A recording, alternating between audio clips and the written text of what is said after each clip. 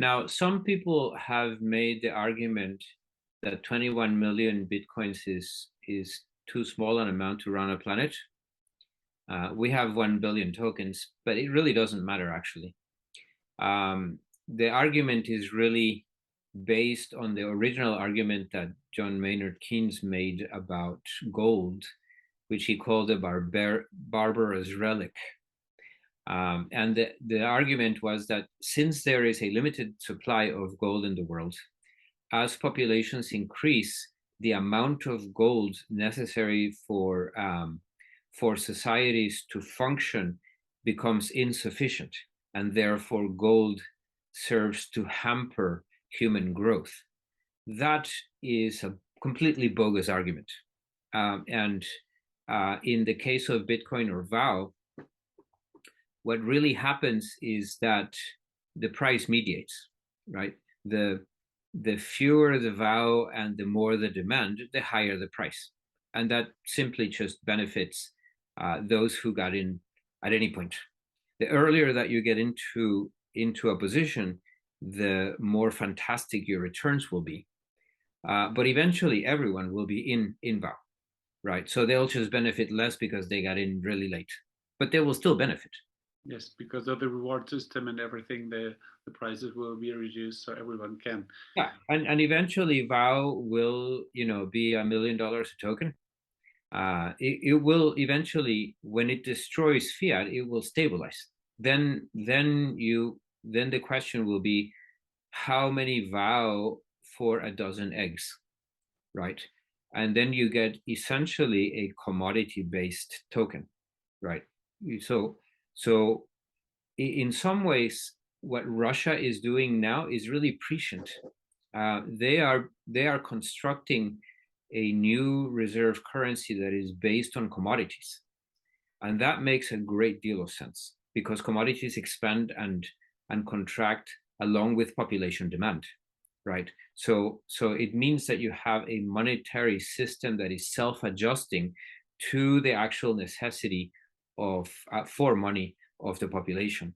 And that's why I said in my speech in Frankfurt, imagine a currency that is not driven by politics or warfare, but by actual demand, right? That would be sort of like the ideal currency, and that is what Vow is. It is the ideal currency. In one of your speeches, you said, we need to do this together and we need to do it big. Yes.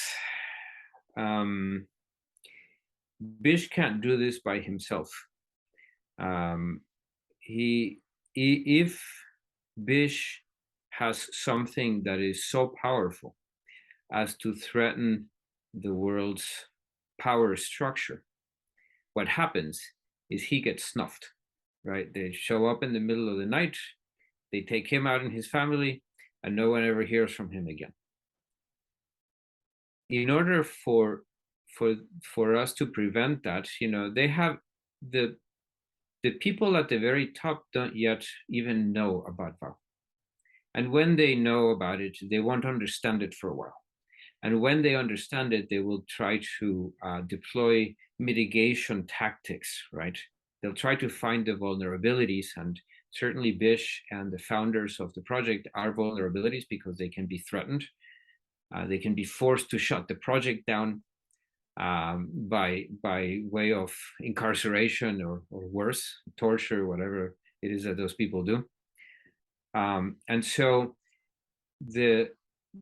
obviously these are things that we've all thought about at length because we have plenty of precedent, right? We can see what happened to Julian Assange, for example, right? That's a fate worse than death, and I feel for the man, and I applaud him for his standing up despite his knowledge that this might happen to him. And that's really what drove my speech in Frankfurt, is that the way to prevent this is to gain numbers. They can take a few of us, put us in dark little boxes, but they can't take millions of people, right? It becomes difficult. And so we need to get to the millions. We need to basically let the horse out of the barn. Because once that horse is out of the barn, you can close the door all you like. It won't matter, right? And we're not at that point yet. We need to. That's why I think the liquidity providers are an important part of this, because to some extent the liquidity providers are a confirmation of the faith in the system. They actually come out of pocket and put their money where their mouth is, right? It's easy to say, oh yeah, Vow's a great system and we should definitely have it, but I have nothing at stake. Those liquidity providers actually have money at stake, right? It proves how much they believe in the system, and it also happens to have an operational benefit, right, in that they are providing liquidity for the merchants. So now we can go to the merchants and say, yeah, we have plenty of liquidity. You don't have any worries about the returning V dollars, right? But that's why I think it's important. Every one of those liquidity providers needs to be talking about Vow, needs to be telling everyone who will listen about Vow, to go out and buy Vow, not necessarily to provide liquidity, just to go out and buy Vow and hold on to it, right? Because this is what will give Vow strength, is a battle for hearts and minds. And then we become hard to persecute. I want to encourage that. Yeah. That is really the reason why we are both sitting here, because we know that it's important that the knowledge is spread about the system and about the chances that are in this new way of using money, thinking, and working together as customers, retailers, or just human beings. Yeah, I also want to add the idea of a self-fulfilling prophecy.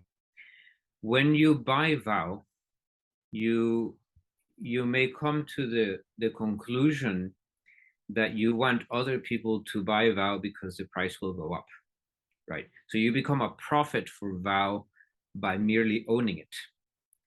As a liquidity provider, you already own it, right? You have half of your liquidity in Vow in the liquidity pool. And so you benefit from a rise in Vow. But even if you don't become a liquidity provider, just buying Vow, it makes you think, right? Oh, it's $1.23 today, but if more people buy it, it will go up in price and I will benefit. So everyone should be talking on LinkedIn, on Twitter, on Facebook, on all their social media. They should be talking about Vow, encouraging other people to buy it, because that's how they'll benefit. And I mean, that's why we're having this conversation. Like you said, I need to be able to transmit to a much broader audience these basic concepts, to help to demystify, to deconstruct the pieces, so that people can come into Vow with an understanding of what it is. I don't want anyone buying Vow in the dark, right? Not knowing what they're getting into. They need to understand the incredible potential and their participation that they can have in this system, how they will benefit, why it doesn't fail, right? What mitigation plans are in place. I didn't talk about this before, but at present, Vow is a corporation in the Isles, in the British Isles, in Jersey, and that is largely out of necessity, because that's how things are done today, right? That you need an actual corporation in order to sign contracts and have the color of law behind agreements and all this kind of stuff.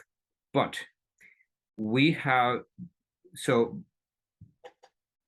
having a corporation also means, because all corporations are created by the grace of a sovereign, we are allowed to organize ourselves under this banner of a corporation by the sovereign, and therefore we must comply with all the rules of the sovereign, right?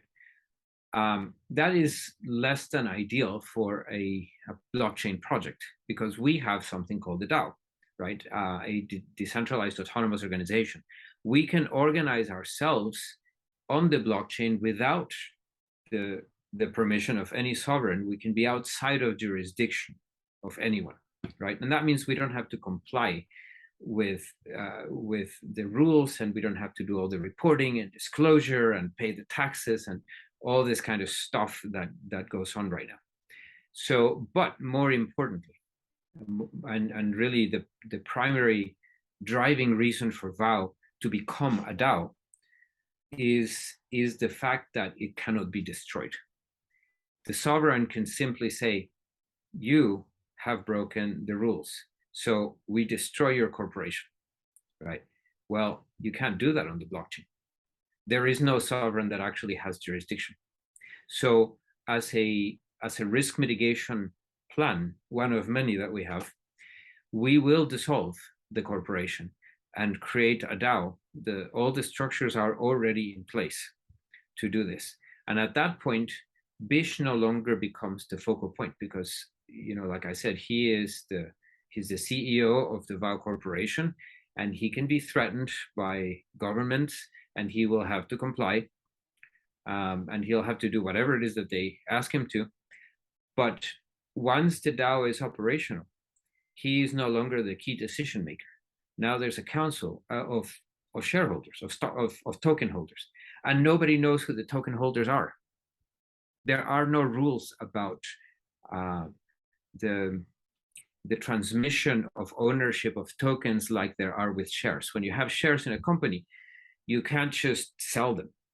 You have to first get permission from the company. It has to be reported. The ownership has to be registered with the sovereign. I no longer own those shares, you do. Well, in the token world, we don't have that, right? I can sell you my shares, my tokens, and nobody knows that I sold them. Nobody knows who I was or who you are. And using those tokens, I can vote. I can say, I agree with this project. There's mechanisms, right? The DAOs provide for governance. And so at that point, we become one step closer to invulnerable. They can come to Bish and say, hey, you're the CEO of, well, nothing, but you founded this DAO thing and you presumably control it.